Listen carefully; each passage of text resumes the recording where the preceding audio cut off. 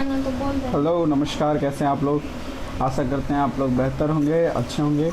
आज का जो हमारा सेशन है जिसमें हम लोक प्रशासन के क्षेत्र के बारे में जो है पढ़ेंगे, मतलब पब्लिक एडमिनिस्ट्रेशन के अंदर आने वाले उन सारे क्षेत्रों का वर्णन करेंगे जो इनके अधीन आते हैं। जैसे कि कुछ वैज्ञानिकों का कहना है कि ये काफ़ी व्यापक है और कुछ का कहना है कि ये व्यापक नहीं है, काफ़ी संकुचित है। तो चलिए आइए हम देखते हैं अपने इस टर्म में कि क्या इसका एक्चुअल जो है क्षेत्र है, इसके बारे में हम लोग देखते हैं। तो सबसे पहले मैं बता दूं कि ये जो क्वेश्चन है ये आपको जनरली जो है अंडर ग्रेजुएट यूजीसी वाले एग्ज़ाम में जो है आपको देखने को मिलता है। ग्रेजुएशन के एग्ज़ाम में भी ये पूछे जाते हैं और क्लास 12th का भी ये टॉपिक रह चुका है। और इसके साथ जो है आपको ये इन सारे टॉपिक के बारे में स्टेट पीसीएस में पूछा जाता है, चाहे वो बीपीएससी हो, चाहे उत्तर प्रदेश के पीसीएस स्टेट हो। इन सारे एग्ज़ाम में जो है लगातार इस तरह के प्रश्न जो है हमें देखने को मिलते हैं। और इसके साथ साथ जो बीए के 3rd ईयर की अगर हम बात करें, जैसे पाटलिपुत्र यूनिवर्सिटी, मगध यूनिवर्सिटी हो गए और भी जो निम्न पटना यूनिवर्सिटी हो गया, मिथिला यूनिवर्सिटी, इन सारे यूनिवर्सिटी के जो पॉलिटिकल साइंस ऑनर्स के स्टूडेंट हैं उनसे ये पेपर 5 में एक सब्जेक्ट ही लोक प्रशासन है जिसमें ये क्वेश्चन पूछे जाते हैं कि लोक प्रशासन की परिभाषा दें, इसके क्षेत्र का वर्णन करें। सम टाइम ऐसा होता है कि परिभाषा अलग से पूछ लेता है, क्षेत्र अलग से पूछ लेता है। तो लास्ट क्लास में मैंने परिभाषा के बारे में बहुत ही डिटेल में बताया। परिभाषा के बाद मैंने आपको ये भी बताया कि प्राइवेट और पब्लिक यानी कि निजी और लोक प्रशासन में क्या अंतर है, इसके बारे में भी जो है डिस्कस किया। और चलिए तो आज हम क्या करते हैं कि स्टार्ट करते हैं कि लोक प्रशासन जो है इसके क्षेत्र को देखते हैं कि कौन कौन से क्षेत्र जो हैं इसके अधीन आते हैं। इसके साथ हम एक इम्पॉर्टेंट पॉइंट और भी देखेंगे, कॉन्सेप्ट ऑफ जो है ये पोस्ट कॉर्प जो है ये काफ़ी इंपॉर्टेंट और काफ़ी फेमस पॉइंट है जो लगभग एग्ज़ाम में और इसके साथ साथ में कई सारे एग्ज़ाम के जो आप अगर हम इसकी बात करें एमसीक्यू की बात करें, प्रीलिम्स की बात करें तो उसमें भी जो है पोस्ट कोड से रिलेटेड जो क्वेश्चंस हैं आपको देखने को मिलेंगे। तो आइए चलिए हम फटाफट देख लेते हैं कि क्या है और इसके साथ मेरा आंसर राइटिंग का भी प्रैक्टिस हो जाएगी क्योंकि मैंने पॉइंट्स बाई पॉइंट्स लिखे हैं जिससे कि आप सिर्फ अगर हेडलाइन को याद रखेंगे तो आप एग्जामिनेशन में अच्छे से कॉपी में लिख सकते हैं। So let's begin with the topic and move on. चलिए देखते हैं लोक प्रशासन का क्षेत्र। लोक प्रशासन का क्षेत्र क्या है? कहता है लोक प्रशासन का क्षेत्र बहुत ही व्यापक तथा गतिशील है। मतलब क्या है कि लोक प्रशासन का जो एरिया है वो क्या है, काफ़ी व्यापक है। व्यापक मतलब क्या है, काफ़ी बड़ा है और गतिशील है, मतलब निरंतर क्या है, ये चलने वाली प्रक्रिया है जिस कारण इसके क्षेत्र का निर्धारण कठिन है। जिसकी वजह से क्या होता है कि इसके क्षेत्र का निर्धारण करना ना काफ़ी कठिन है। देखिए मैंने स्टार्टिंग वहीं से हो रहा है और एंडिंग में यहीं आकर होगा कि लोक प्रशासन का मतलब क्षेत्र इतना व्यापक है, इतना बड़ा है कि उसमें जितनी भी चीज़ें आती हैं उनको समाविष्ट करना क्या है, काफ़ी कठिन हो जाता है। ठीक है, तो लोक प्रशासन के अध्ययन क्षेत्रों के संबंध में विचारकों में पर्याप्त मतभेद भी है। लोक प्रशासन के क्षेत्र के संबंध में 4 दृष्टिकोण प्रचलित है। तो क्या है कि कई सारे ऐसे विचारक हैं जिनका आपस में मतभेद, ये कहने का तात्पर्य ये है यहाँ पे कि उन लोगों के बीच में कोई एक सही मतलब एक सूक्ष्म लाइन खींचना बहुत ही डिफिकल्ट है कि भाई लोक प्रशासन या तो व्यापक होगा या नहीं तो संकुचित होगा। दोनों ही बातें कैसे मतलब परस्पर जो है सम्मिलित हो जाएंगी, ये थोड़ा सा डिफिकल्ट होता है ना। कोई आदमी या तो लंबा होगा नहीं तो छोटा होगा, है कि नहीं। तो इस तरह से तो यहाँ पे क्या होगा कि जैसे अगर कोई लंबा आदमी नहीं है या छोटा आदमी नहीं है तो हम क्या करते हैं, उसको एक मीडियम में लेकर चलते हैं कि ये समाज के मीडियम लोगों में आता है, समझ रहे हैं ना। तो हम लोग क्या करेंगे, अपने जो आंसर लिखने का जो तौर तरीका होगा उसको हम अपने मिडिल में रखेंगे। ना तो हम ये बोलेंगे कि वो ज़्यादा मतलब व्यापक है और ना ही यह बोलेंगे कि वो ज़्यादा संकुचित है। आइए चलिए स्टार्ट करते हैं। तो इसमें 4 दृष्टिकोण बहुत ही प्रचलित है जो हमें समझने हैं आज के सेशन में। तो सबसे पहला जो इसमें समझना है, व्यापक दृष्टिकोण समझना है, इसके बाद संकुचित दृष्टिकोण और एक पोस्ट कॉर्प दृष्टिकोण और 4th पॉइंट जो है आधुनिक यानी कि लोक कल्याणकारी दृष्टिकोण। ये चारों अगर दृष्टिकोण को हम समझ लेते हैं तो हम एग्जाम में 5 पेज का राइटिंग जो है आसानी से कर सकते हैं। देखिए बीए ऑनर्स का जो एग्जाम होता है ना उसमें 5 पेज में अगर आप आंसर लिख देते हैं तो आप वेरी श्योर हो जाइए कि आपका स्कोर अच्छा आएगा अगर आप अपने मन से लिखते हैं। अगर आप गाइड वगैरह का मदद लेकर अगर सेम टू सेम उतार देंगे ना तो टीचर बेवकूफ़ नहीं है, वो समझ जाता है कि ये लाइनें जो लिखी हुई है ना ये किसी न किसी गाइड की लिखी हुई है या किसी न किसी बुक की लिखी हुई है, इससे आपका स्कोर एवरेज हो जाता है। तो इस बात को ध्यान रखेंगे और कोशिश करेंगे कि आंसर अपने शब्दों में ज़्यादा से ज़्यादा लिखें। चलिए दोस्तों अब हम देखते हैं कि व्यापक दृष्टिकोण क्या होता है। कहता है कि लोक प्रशासन के व्यापक दृष्टिकोण के अंतर्गत सरकार के 3 अंग आते हैं। सरकार के जो 3 सबसे मुख्य अंग हैं, ऐसा आपने पॉलिटिकल साइंस में पढ़ा होगा ऑलरेडी 1st और 2nd ईयर में। विधायिका हो गई, कार्यपालिका हो गई और न्यायपालिका हो गए।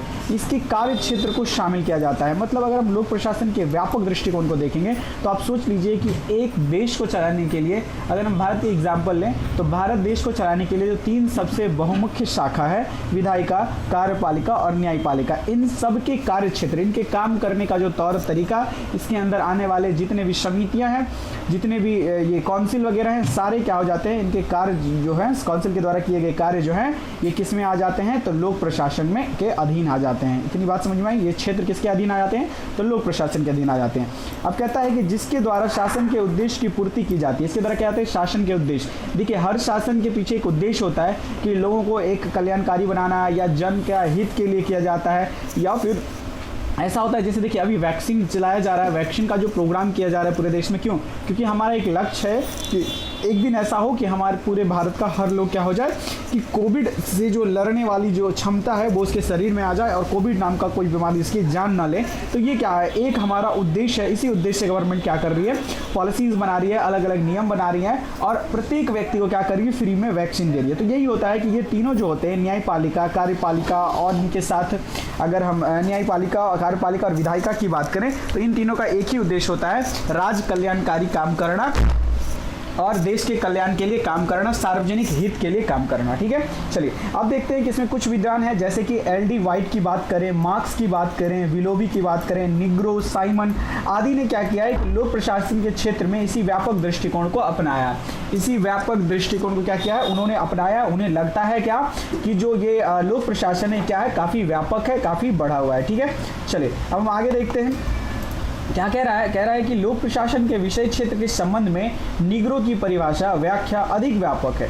मतलब निग्रो नाम के जो व्यक्ति हैं, इनकी जो परिभाषा है ये काफ़ी बड़ी है, व्यापक है। देखते हैं क्या कहते हैं इन्होंने कहा कि लोक समाज के सहयोग व सामूहिक प्रयास शासन के तीनों अंगों से संबंधित शामिल लोक नीति में भूमिका, राजनीतिक प्रक्रिया का भाग, समाज की सेवा, निजी समूह व व्यक्तिगत से जुड़ा हुआ होता है। देखिए वन बाय वन देखते हैं। कहता है लोकसभा में सहयोग व सामूहिक प्रयास।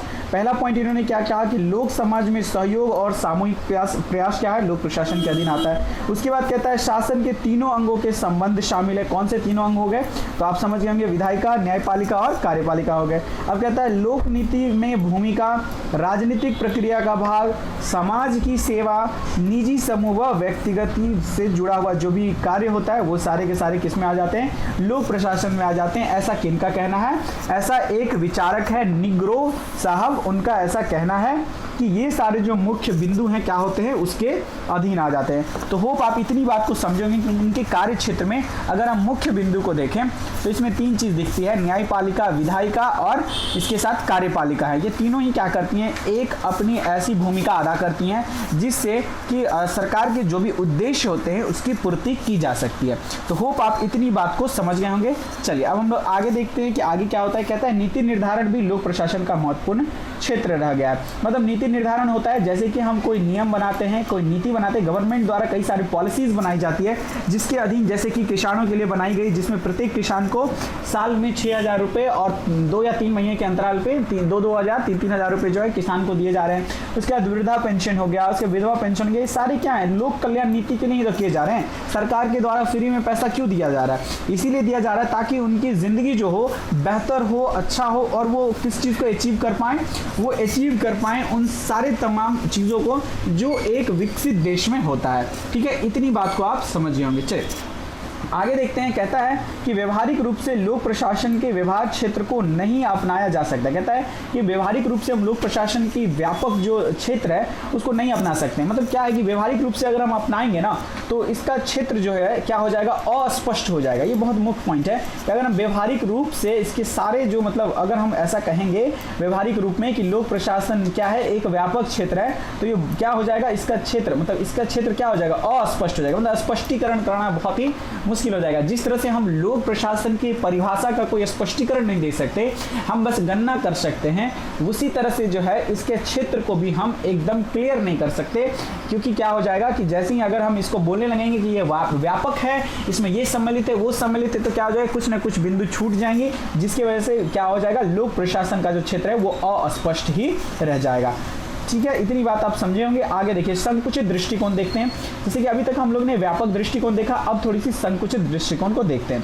कहता है व्यवहार में लोक प्रशासन की संकुचित दृष्टिकोण को ही स्वीकार किया जाता है। व्यवहार में अगर हम बात करें, जैसे कि मैंने अभी जस्ट आपको बताया कि व्यवहार में जो है हम व्यापक चीज़ों को एक्सेप्ट नहीं कर सकते। व्यवहार में हमें क्या करनी पड़ेगी, तो संकुचित दृष्टिकोण को ही एक्सेप्ट करना पड़ेगा लोक प्रशासन के अंदर। ठीक है, चलिए अब देखते हैं आगे। सॉरी, कहता है इसके अनुसार लोक प्रशासन का संबंध किसके, संकुचित प्रशासन के अनुसार क्या कहता है कि लोक प्रशासन का संबंध किससे है, शासन की केवल कार्यपालिका शाखा से। किससे है, शासन की कार्यपालिका शाखा से है। कहता है साइमन लूथर, साइमन नाम के व्यक्ति, लूथर गुलिक, ये बहुत ही इंपॉर्टेंट अदा करते हैं, जो अभी मैंने आपको बताया था, अभी आगे मैं आपको बताता हूँ कि साइमन हो गए, लूथर गुलिक हो गए जैसे विचारक इसी धारणा के संपर्क में समर्थक हैं। इनका कहने का मतलब क्या है कि जो साइमन लूथर गुलिक नाम के जो व्यक्ति है, जो विचारक हैं, इनका भी क्या मानना है, इनका मानना क्या है, संकुचित दृष्टिकोण। किसको लेकर, लोक प्रशासन को ये क्या मानते हैं, एक संकुचित, उसके क्षेत्र को, लोक प्रशासन के क्षेत्र को संकुचित दृष्टिकोण में देखते हैं। ठीक है, जैसे विचारक इसी धारणा के समर्थक है। इन दोनों विचारक क्या है, इसी मतलब अवधारणा के क्या है, समर्थक है।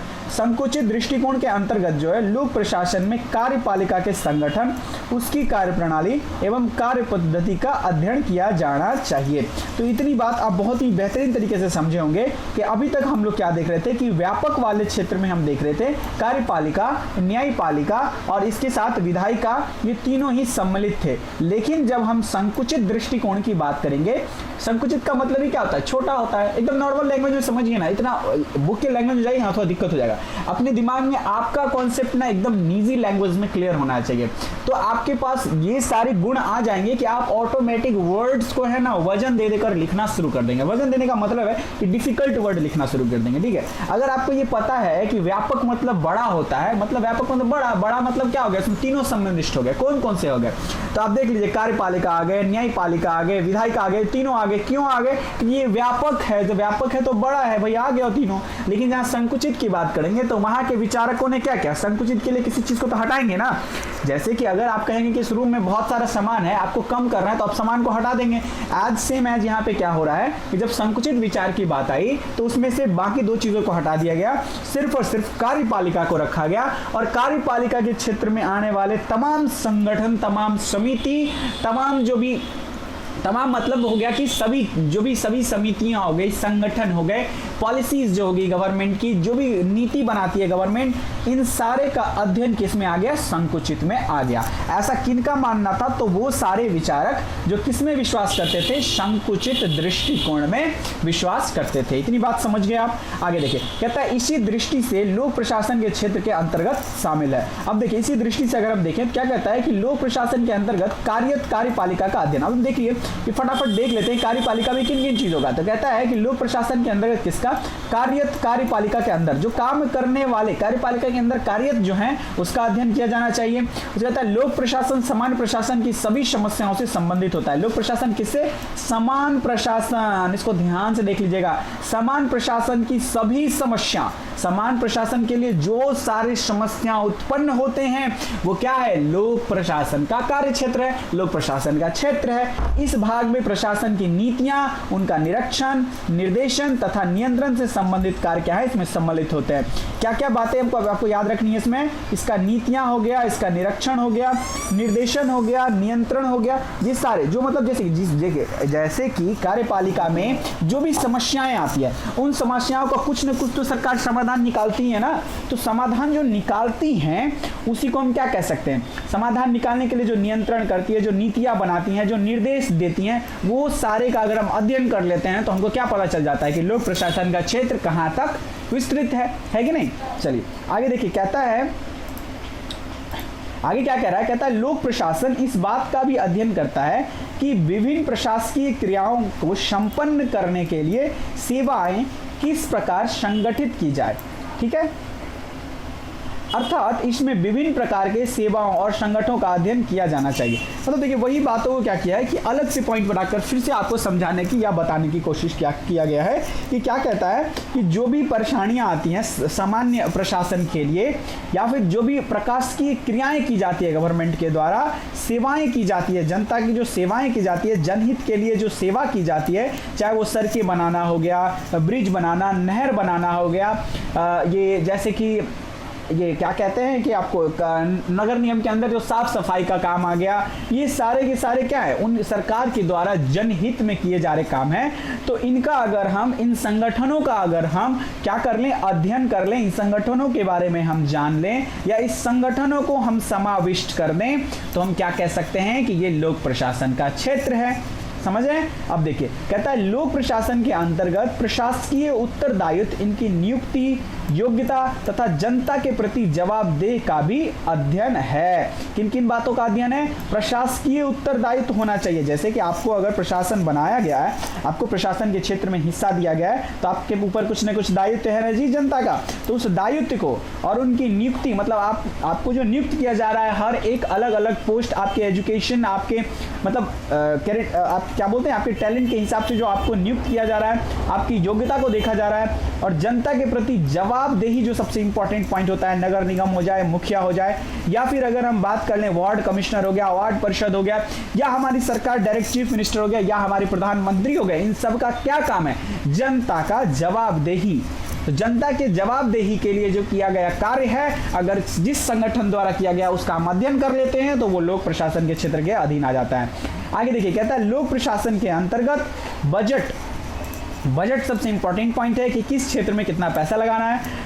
कर रोपण होता है एवं वित्त संबंधी प्रश्नों का अध्ययन। जैसे गवर्नमेंट बजट लगाती है, बजट देती है, तो किस पे, कौन से फील्ड में, कौन से संगठन में कितना इन्वेस्ट करती है, ये हो गया बजट। कर रोपण किससे कितना टैक्स लेती है, अगर इसका स्टडी कर लें, वित्त संबंधी तमाम चीजों को अगर हम देख लेते हैं, इसका अध्ययन कर लेते हैं, तो ये भी किसके कार्य क्षेत्र में आ जाता है? लोक प्रशासन के कार्य क्षेत्र में आ जाता है। कहता है इसके अतिरिक्त इसमें प्रबंध तथा साधन और उपकरण जुटाने का कार्य भी अध्ययन क्षेत्र में आना चाहिए। एक सेकेंड, सॉरी फॉर इनकन्वीनियंस, माफी चाहता हूं। चलिए आगे देखिए कहता है इसके अतिरिक्त इसमें प्रबंधन तथा साधन और उपकरण जुटाने के कार्य को भी अध्ययन क्षेत्र में आना चाहिए। मतलब संकुचित में और क्या क्या चीजें की बात कही जा रही है कि इसमें क्या कर रहा है? प्रबंधन तथा साधन जो हमारे गवर्नमेंट द्वारा की जाती है, जो गवर्नमेंट के संगठनों द्वारा की जाती है, अगर हम ऐसा बोले तो ज्यादा क्लियर होता है, गवर्नमेंट के संगठनों द्वारा की जाती है, उसका अध्ययन ही क्या आ जा रहा है? कार्य क्षेत्र में आ रहा है। तो ओवरऑल अगर मैं एक ओवरऑल रिव्यू लूं तो आपको क्या पता चला? मैं फिर से एक बार आपको बताता हूं कि संकुचन ये व्यापक की बात करूं अगर मैं, तो व्यापक में क्या आ गया कि व्यापक में हम तीनों क्षेत्र का अध्ययन करेंगे। कौन तीनों क्षेत्र का अध्ययन करेंगे? तो हम न्यायपालिका, विधायिका हो गई, इसके साथ साथ कौन हो गया? एक हमारा ये कार्यपालिका, ये तीनों का अध्ययन करेंगे। लेकिन जब हम संकुचित दृष्टिकोण की बात करेंगे तो संकुचित दृष्टिकोण में हमें सिर्फ और सिर्फ कार्यपालिका और कार्यपालिका के अधीन आने वाले सारे संगठनों का अध्ययन करना है। इतनी बात आपको क्लियर हो गई होगी। आप इसमें दो जो है विचारक के नाम याद रखेंगे, दो इसमें और दो उसमें। अब चलिए देखते हैं पोस्ट कोर्वो दृष्टिकोण क्या है। ये बहुत ही important examination point of view से, ठीक है। पोस्ट कोर्वो दृष्टिकोण क्या कहता है कि लोक प्रशासन के कार्य क्षेत्र के संबंध में, देखिए यही व्यक्ति हैं जिसने क्या कॉन्सेप्ट दिया था? पोस्ट कोर्वो दृष्टिकोण दिया था। कौन? लूथर गुलिक। यही मैंने आपको ऊपर कहा था कि आइए हम इसके बारे में भी आगे पढ़ेंगे। लूथर गुलिक नाम के व्यक्ति जो है ये कौन से दृष्टिकोण दिए थे? इन्होंने एक आइडिया दिया था। दृष्टिकोण को अगर हम आइडिया बोले तो कोई गलत नहीं है, ठीक है। पोस्ट कोर्वो दृष्टिकोण को दिया था। कहता है कि लूथर गुलिक ने पोस्ट कोर्वो अवधारणा को अपनाया, जिसका प्रत्येक अक्षर प्रशासन के निश्चित कार्य की ओर संकेत करता है। इसमें उर्बिक और फ्योला नाम के भी व्यक्ति जो है इनके बातों में सहमत होते हैं। इन्होंने अपना अपना कॉन्सेप्ट दिया था जिसमें मेन जो है यही बातें थी। अब देखिए पोस्ट कोर्वो का कोई अलग मीनिंग होता ही नहीं है। पोस्ट कोर्वो का हर वर्ड जो है ना एक बात को डिफाइन करता है, एक बात को बताता है, जो क्या करती है? लोक प्रशासन के कार्य क्षेत्र में इंपॉर्टेंट भूमिका निभाती है, ठीक है, महत्वपूर्ण भूमिका निभाती है। चलिए हम देखते हैं पोस्ट कोर्वो का मतलब अर्थ क्या होता है। देखिए पोस्ट कोर्वो का हर एक लेटर क्या करता है? एक बात को बताता है। P as a planning, O as a organizing, S as a staffing, D as a directing, Co as a coordination, R as a reporting and B as a budgeting. इसके अलावा भी आई गेस नहीं, B as a budgeting. POSDCORB आप इसको याद रखेंगे। Post Corp ये exam में अगर आप लिखते हैं ना बेहतर नंबर आपको मिलेगा। और समटाइम तो एक इसमें आपको प्रीलिम्स में पूछ देता है कि पोस्ट कॉर्प में एस का मतलब क्या है? स्टाफिंग होता है ऑप्शन में। डी का मतलब क्या है? डायरेक्टिंग आपको करना है। को का मतलब क्या है? CO मतलब कोऑर्डिनेशन है। चलिए हम देखते हैं। प्लानिंग मतलब क्या होता है? योजना बनाना। जैसे कि हर संगठन को क्या होना चाहिए? एक योजनाबद्ध तरीके से काम किया जाना चाहिए ताकि वो लक्ष्य की प्राप्ति क्या कर सके? कम समय में और सुदृढ़ तरीके से कर सके, हर जनता तक अपनी जो सुख सुविधा है, जो योजना है, उसका लाभ पहुंचा सके। ऑर्गेनाइजिंग क्या होता है? संगठन बनाना। देखिए छोटे छोटे ग्रुप बना के गवर्नमेंट बहुत सारा काम करती है, देखते हैं ना आप लोग। कि जैसे कि आंगनवाड़ी वगैरह के तहत, इस सब के तहत क्या करती है, गांव में समाज में पोलियो को लेकर जागरूकता अभियान को लेकर छोटे छोटे ग्रुप बनाती है और उससे लोगों को मोटिवेट करती है, उस डायरेक्शन को देती है। और फिर उसके अलावा जैसे गवर्नमेंट क्या करती है कि एक संगठन बना देती है। जैसे कोई एक काम को करने के लिए अगर किसी आईएएस ऑफिसर को लगा दे छोटा काम को करने के लिए, तो क्या हो जाएगा कि आईएएस ऑफिसर अगर छोटे छोटे काम को करने लगेगा तो फिर बड़े काम को कौन देखेगा। या चीफ मिनिस्टर डायरेक्ट उठकर इस छोटे छोटे संगठन से जुड़ने लग जाए तो दिक्कत हो जाएगा देश की राज्य व्यवस्था को चलाना। तो इसके लिए क्या किया जाता है, तमाम चीज़ों को देखते हुए एक संगठन बनाया जाता है और इस संगठन क्या करती है, तो उस जो उद्देश्य की पूर्ति के लिए वो काम करती है। स्टाफिंग, जैसे कर्मचारियों की व्यवस्था करना। अब कर्मचारियों के बिना तो कोई काम नहीं होता, इतना तो आप भी जानते हैं, इसको समझाने की जरूरत नहीं। कर्मचारी की व्यवस्था करना कि मतलब कितने कर्मचारी की आवश्यकता है पोलियो पिलाने के लिए, जैसे आंगनवाड़ी लोगों के लिए किया जाता है। अब जैसे कि देखिए इलेक्शन होता है, इलेक्शन में क्या किया जाता है, टीचर लोग को उठा के ड्यूटी लगा दिया जाता है। क्यों? क्योंकि स्टाफिंग व्यवस्था अच्छी रहेगी तो ज़्यादा से ज़्यादा लोग वहाँ पे अच्छे सुचारू रूप से क्या करेंगे, वोटिंग में जो है पार्टिसिपेट कर सकते हैं। उसका डायरेक्टिंग क्या करता है, निर्देशन करना। निर्देशन करना भी बहुत इंपॉर्टेंट है। अगर आप सिर्फ संगठन बना देते हैं और उसे डायरेक्शन ही नहीं देते, उसे निर्देशन नहीं देते हैं कि आपको किस तरह से काम करना है, तो वो काम क्या होगा, सक्सेस नहीं होगा। उसके बाद कोऑर्डिनेशन क्या होता है, कोऑर्डिनेशन समन्वय स्थापित करना। समन्वय स्थापित करने का मतलब है कि जैसे अगर आपका कोऑर्डिनेशन अच्छा होगा तो आप क्या कर सकते हैं, जैसे कि देखिए, जैसे कि मैंने अभी जस्ट एक एग्जांपल दिया कि इलेक्शन किसका काम है, निर्वाचन आयोग का काम है, लेकिन निर्वाचन आयोग को करने के लिए किस किस को बहाल किया जाता है, टीचरों को उठा लिया जाता है। तो मतलब अलग अलग फील्ड के काम कर रहे हैं, कोई डीआरडीओ के ऑफिस में, कोई डीटीओ के ऑफिस में, इन सारे लोगों को उठा के क्या किया जाता है, निर्वाचन आयोग उसका इस्तेमाल कर लेती है, भले इसके एवज में पैसे वगैरह देती है। तो एक समन्वय बढ़ा के चला जाता है कि हाँ भाई आप अपना काम करिए, हम अपना काम करिए। जब निर्वाचन क्षेत्र में, जब ये निर्वाचन वाले लोग आ जाते हैं, इलेक्शन कमीशन जब आ जाता है, तो क्या हो जाती है, पुलिस और जो पुलिस हमारी एक पुलिस एक अलग है और निर्वाचन आयोग अलग है, लेकिन दोनों मिलकर अपने कोऑर्डिनेशन से समन्वय बनाकर क्या करती है, इलेक्शन की व्यवस्था को सुदृढ़ बना देती है, ताकि क्या हो सके, जनता में किसी तरह का गलतफहमी ना जनरेट हो जाए, जनता जो है अपनी स्वेच्छा से दे कि जो जोर जबरदस्ती से वोटिंग नहीं करे। तो ये क्या एक समन्वय, कोऑर्डिनेशन का ही क्या है, प्रभाव है। उसका देखिए रिपोर्टिंग, रिपोर्ट करना भी सबसे इंपॉर्टेंट है। जैसे अगर आपको किसी काम को करने के लिए दिया गया है, अगर आपसे रिपोर्ट नहीं माना जाएगा तो आप क्या करेंगे, आप यही ना सोचेंगे कि अरे भाई काम को तो कोई चेक करने वाला है ही नहीं, काम करो नहीं करो क्या फर्क पड़ता है। और देखिए आज आप सरकारी, कई सारे सरकारी संस्थाएं हैं जहां पे टीचर जो है बैठ के पैसे खाने में मशगूल होते हैं। व्हाट द लॉजिकल रीजन, उन्हें कोई रिपोर्ट करने की झंझट ही नहीं होती है, ना कोई रिपोर्ट चेक करने वाला है, ना कोई रिपोर्ट पे उंगली उठाने वाला है। जैसे हमारे ही कॉलेज की बात कर लें, हमारे ही कॉलेज में क्या हो रहा है कि टीचरों को रिपोर्ट बना के राज्यपाल को देना होता है, लेकिन अब राज्यपाल को भी इतना फर्क नहीं पड़ता है, कोई टीचर पढ़ा रहे हैं नहीं पढ़ा रहे हैं, वो अपनी स्वेच्छा से जो करना है सब ठीक है, बस रिपोर्ट राज्यपाल के पास पहुंच रहा है, राज्यपाल उस पर कोई एक्शन नहीं लेता है। तो इसीलिए क्या होता है, रिपोर्टिंग व्यवस्था भी क्या होती है, इंपॉर्टेंट होती है। R for reporting. उसके बाद बी होता है बजटिंग। बजटिंग क्या होता है, बजट तैयार करना। ये भी इंपॉर्टेंट है कि किस फील्ड में आप कितना पैसा खर्च कर रहे हैं। ये भी क्या होता है, ये किसके कार्य क्षेत्र में, मतलब ये उसके कार्य क्षेत्र में आती है, कार्यपालिका की कार्य क्षेत्र में आती है, और इसका स्टडी करना क्या है, इंपॉर्टेंट होता है। और इसका स्टडी कर लेते हैं तो हम कार्यपालिका, ये लोक प्रशासन की क्या करते हैं, स्टडी कर लेते हैं। अब कहता है ये पोस्ट कोर्प जो क्रियाएं हैं सभी संगठनों में की जाती है। देखिए सभी संगठन में जो है इस बातों को फॉलो किया जाता है, इसीलिए लोक प्रशासन के कार्य क्षेत्र में गुलिक का यह सिद्धांत बहुत महत्वपूर्ण है। अभी मैंने आपको बताया लूथर गुलिक जो है ये बहुत ही इंपॉर्टेंट क्यों हो जाते हैं। अब आप भी इनका नाम जो है अपने दिमाग में बिठा लेंगे कि, और इसके साथ आप एक बातें और बिठाएंगे कि लूथर गुलिक जो है इन्होंने क्या दिया, पोस्ट कोर्बो दृष्टिकोण दिया। पोस्ट कोर्बो दृष्टिकोण अगर आप लिखते हैं अपने examination, I am very sure teacher आपसे खुश होगा, आपको अच्छा नंबर देगा। पोस्ट कोर्बो दृष्टिकोण के समझने का मतलब ही हो गया कि आप लोक प्रशासन के तमाम क्षेत्रों को बेहतरीन तरीके से समझ रहे हैं। ठीक है, तो लूथर गुलिक के द्वारा जो दिया गया जो भी पोस्ट कोर्बो दृष्टिकोण था, इसके तहत क्या हुआ कि प्रत्येक संगठन में इसका इस्तेमाल किया जाता था, इसीलिए इनका सिद्धांत बहुत ही महत्वपूर्ण साबित हुआ। अब कहता है पोस्ट कोर्बो की गई आलोचना भी, मतलब पोस्ट कोर्बो की कई विचारकों ने क्या की, आलोचना भी करी है। आलोचना का बिंदु यह है कि इसका क्षेत्र यद्यपि विस्तृत है परंतु कई दृष्टि से सीमित है। मतलब क्या कहता है, सीमित है, मतलब क्या कहता है कि कई विचारकों ने ऐसा कहा कि ये क्या है, एक बहुत ही विस्तृत है, बहुत ही बड़ा है। कार्यपालिका को, तो कार्यपालिका के हम लोग लाइट बात को ही देखें, कार्यपालिका बहुत ही बेहतरीन और बहुत ही व्यापक काम करती है, समझे। तो कार्यपालिका जो होती है उसका जो क्षेत्र है वो क्या विस्तृत है, लेकिन कई दृष्टि से क्या है, इसको सीमित भी कर दिया गया। तो यही बात कई विचारकों ने इस बात को उठाई और कहता है कि इसमें प्रशासन के महत्वपूर्ण कार्य जैसे नीति निर्माण की बात होगी, मूल्यांकन की बात होगी, लोक लोक संपर्क की बात की जैसे कार्य शामिल नहीं है। जो पोस्ट कॉर्पोरेट जो दृष्टिकोण है उसमें जो है लूथर साहब जो है गुलिक साहब जो है ये इन बातों को नहीं रखे हैं। तो अब जैसे कि क्रिटिसाइज करना किसी को बहुत आसान होता है, ठीक है ना, आपको कुछ ना कुछ ऐसा मिल ही जाएगा जो आपको छूटा हुआ लगेगा तो आप आसानी से बोल सकते हैं। तो इसे हमको नहीं ये डिफेंड नहीं करना है कि ये भाई विचार गलत है, ये नहीं, हमें अपने स्वतंत्र रूप से और बीच की धारा से क्या करना है, काम करना है। हम दोनों बातों को मेंशन करेंगे अपने एग्जाम में। कहता है इसके अलावा जो मेरियम के अनुसार, मेरियम नाम के जो व्यक्ति हैं इनके अनुसार क्या है, इसके अंतर्गत कहता है पाठ्य विषय का ज्ञान शामिल नहीं है। क्या है इसमें, पाठ्य विषय का ज्ञान जो इसमें शामिल नहीं है, जो बहुत ही क्या है महत्वपूर्ण है किनके हिसाब से, मेरियम साहब के हिसाब से। कहता है इसके अलावा प्रशासन में जनता की सुरक्षा, शांति व्यवस्था, शिक्षा, स्वास्थ्य के कार्य की प्रशासन में कार्य क्षेत्र में आते हैं। इसके अलावा इस धारणा के मानव संबंध तथा संवेदना की क्या है, उपेक्षा जो है की गई है।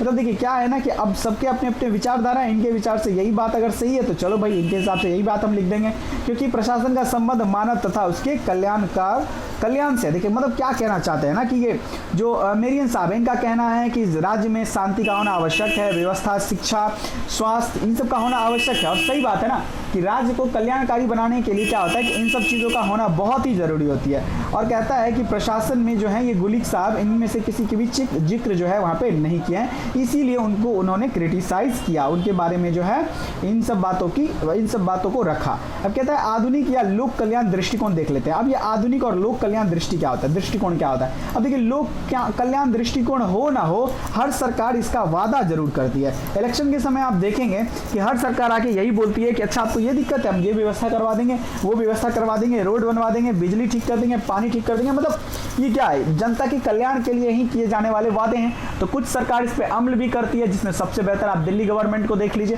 कि उनके अंदर जितना भी पावर है उसमें आप सुधार की अगर गणना करें तो आपको ये चीज़ देखने को मिलेगा। तो कल्याणकारी दृष्टिकोण की बात करें तो लोक प्रशासन इस क्षेत्र के आधुनिक आदर्शवाद या लोक कल्याण की दृष्टिकोण कहा जाता है। क्या कहते हैं कि लोक प्रशासन के क्षेत्र में आदर्शवाद कहिए या लोक कल्याणकारी दृष्टिकोण कहिए, बात दोनों में बराबर है, या आधुनिक बात कहिए आप या आधुनिक दृष्टिकोण कहिए। इस धारा या इस दृष्टिकोण के समर्थकों का मानना है कि वर्तमान समय में राज्य का स्वरूप कल्याणकारी राज्य का हो गया। और सही बात है ना, आप देखिए कल्याणकारी राज्य के लिए क्या कर रही है, हर सरकार अपने शपथ ले रही है कि हम राज्य को कल्याणकारी बनाएंगे। अतः लोक प्रशासन का क्षेत्र भी उसी के अनुरूप जनता के हित व कल्याण का होना चाहिए। मतलब क्या कहता है कि सिर्फ और सिर्फ अगर हम ये पोस्ट कॉर्प को देखते हैं तो उसमें कल्याण काल की बात अगर करें, कल्याण की बात करें जनता की, तो वो देखने को नहीं मिलता है। तो क्या कहता है कि अगर हम कल्याणकारी राज्य के अपना स्वरूप को बनाना चाहते हैं तो उसके लिए क्या होना चाहिए, लोक प्रशासन के क्षेत्र में क्या होना चाहिए कि उसी के अनुरूप कल्याण होना चाहिए। किसका, जनता का हित होना चाहिए, जनता का कल्याण होना चाहिए। प्रशासन का मूल कर्तव्य जनता की सेवा करना ही तो है। प्रशासन होता क्यों है, शासन, अगर जैसे हम किसी का शासन क्यों एक्सेप्ट करते हैं, हम क्यों ये बातें एक्सेप्ट कर लेते हैं कि कोई आम व्यक्ति या कोई चाय बेचने वाला हम पे शासन करे, क्यों, क्योंकि हम चाहते हैं कि वो शासन करने वाला व्यक्ति हमारे कल्याण के लिए सोचे, हमारे सार्वजनिक हित का सोचे। हम इसीलिए ना उसे राजा बनाते हैं, इसीलिए ना उसे प्रधानमंत्री बनाते हैं। अब कहता है यह दृष्टिकोण इसी विचार पर आधारित है। इस प्रकार लोक प्रशासन का क्षेत्र जनता के हित व जन कल्याण के क्या होना चाहिए, जन कल्याणकारी कार्यों को क्या करना चाहिए, तक फैला हुआ होना चाहिए या तक करना चाहिए। अब एल.डी. वाइट इस कारण लोक प्रशासन की अच्छी जिंदगी के लक्ष्य का साधन मानते हैं। यही कारण क्या है कि एल.डी. वाइट जो है लोक प्रशासन को क्या मानते हैं कि अच्छी जिंदगी का लक्ष्य क्या है, उसको मानते हैं कि अच्छी जिंदगी का लक्ष्य को प्राप्ति के लिए ही प्रशासन को लाया गया है। समझ गए बात को। अब कहता है वर्तमान में लोक कल्याणकारी राज्यों के बढ़ते कार्य क्षेत्र के साथ लोक प्रशासन का क्षेत्र अत्यंत व्यापक हो गया। देखिए हम स्टार्ट जहां से किए खत्म भी वहीं आकर हो रहे हैं। क्या कह रहा है कि वर्तमान में लोक कल्याणकारी राज्य के बढ़ते कार्य क्षेत्र के कारण क्या हो गया, लोक प्रशासन का क्षेत्र अत्यंत क्या हो गया, व्यापक हो गया। इस प्रकार लोक प्रशासन के अंतर्गत केंद्र, राज्य तथा स्थानीय सभी स्तरों के सरकारों का अध्ययन किया जा रहा है। किनका अध्ययन किया जा रहा है, सरकारों के अध्ययन किया जा रहा है। किनका, तो केंद्र, राज्य तथा स्थानीय सभी स्तरों का। इसी वजह से क्या हो गया कि जैसे हम केंद्र का करेंगे, राज्य क्या करेंगे, बाकी सारे जो छोटे मोटे संगठन उन सब का करेंगे तो क्या हो जाएगा, बहुत ही व्यापक हो जाएगा। इसकी जो मतलब क्षेत्र, कार्य क्षेत्र है, काफी व्यापक हो जाएंगे। स्पष्ट है कि बदलते परिदृश्य के अनुसार अन्य सामाजिक विज्ञानों का प्रभाव भी क्या करता है, लोक प्रशासन पर बढ़ा है। वर्तमान सूचना क्रांति और सूचना प्रौद्योगिकी के युग में इसका कार्य क्षेत्र और विषय क्षेत्र लगातार बढ़ रहा है और यह एक गतिशील अध्ययन के विषय के रूप में स्थापित हुआ है, क्योंकि सरकारों के कार्य व दायित्व का दायरा जैसे जैसे बढ़ रहा है, लोक प्रशासन के कार्य क्षेत्र व दायरे भी विस्तार हो रहे हैं। अर्थात क्या है कि जैसे जैसे सरकार अपने कार्यों को क्या कर रही है, आगे बढ़ा रही है, उसी तरह से क्या हो रहा है कि उनकी गवर्नमेंट की जो संगठनें बढ़ रही हैं, गवर्नमेंट की पॉलिसीज बढ़ रही हैं, उसी तरह से लोक प्रशासन के क्षेत्र भी बढ़ रहे हैं। अब जितने संगठन बनेंगे उतने ऑफिसर बनेंगे, उतने लोगों का हित होगा, उतने लोगों के लिए कार्य किया जाएगा, तो उतना ही ज़्यादा क्या हो जाएगा, इसका कार्य क्षेत्र बढ़ जाएगा। अर्थात हम जहाँ से शुरू हुए थे वहीं आ गए, इसीलिए हम ऐसा नहीं कह सकते हैं कि इसका कार्य क्षेत्र या व्यापक है या कम है या संकुचित है। तो इतनी बात आप समझे होंगे। आज के सेशन में बस इतना ही रखते हैं दोस्तों। अगर आपको पॉइंट्स पसंद आ रहे हैं, अगर आपको तरीका सही लग रहा है, आप लाइक करिए, सब्सक्राइब करिए और सपोर्ट करिए, एज पॉसिबल एज हमारा सपोर्ट करिए। हम मिलते हैं नेक्स्ट सेशन में आपको और भी इंपॉर्टेंट क्वेश्चन के साथ। आज के लिए इतना ही। Thank you so much.